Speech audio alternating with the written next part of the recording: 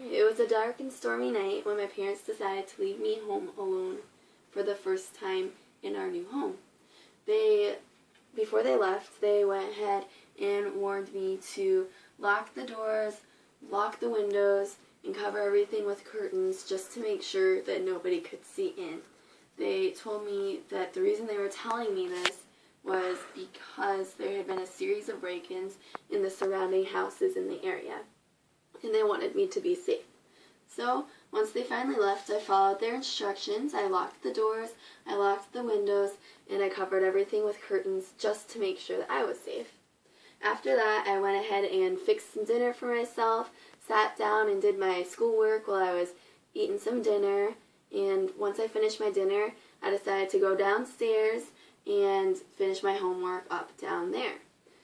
Once I went downstairs, I heard the storm intensify a little bit, and at first it was like, oh, that's no big deal, it's okay, but then I started hearing some banging, and it made me a little bit nervous about what was going on up there, since they had told me about the break-ins, and I was younger, so my imagination was kind of perpetuating things a little bit. But I went ahead and grabbed a heavy flashlight, walked up the stairs, went in the room, and all I saw was my dog sitting there on the couch, wagging her tail back and forth, just acting all happy. So I went back downstairs and barely shut the door behind me when that banging started up again, and that made me a little bit nervous, so I decided, yeah, I better go ahead and check that out again and make sure, yes, everything is okay. So I went back up the stairs and peeked my head around the corner kind of to see what was going on in the room and make sure nothing was there. I was really nervous at this point, and so I was worried that I was going to see this man dressed in black, holding a gun, pointing at me or something like that, but everything was okay and there was nothing there. It was just my dog again. So I went back down the stairs, sat on the couch down there, started finishing up my schoolwork, was pretty much almost done with it when I heard noises again. And this time it was actually a little bit different. It was a louder banging, more intense, and it sounded sort of violent. Like, in my mind, I felt like it sounded like somebody was coming to get me.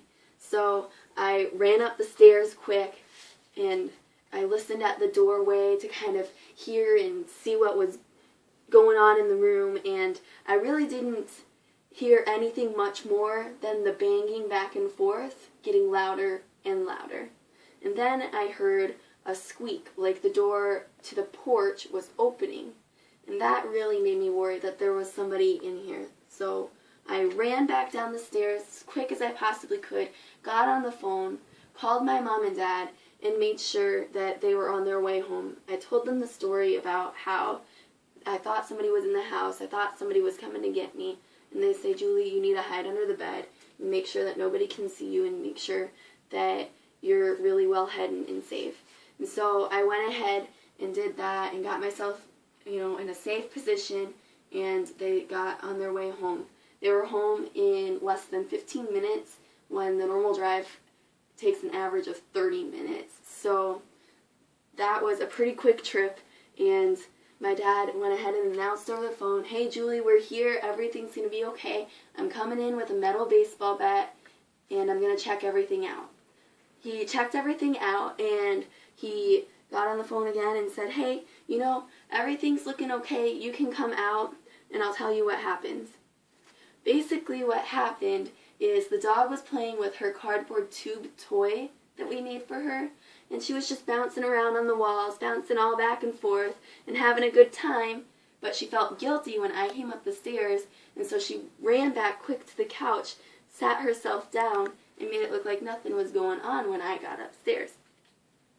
So I was pretty embarrassed to figure that out, but I think had I been older, I probably would have devised that from a few clues around the house and stuff like that.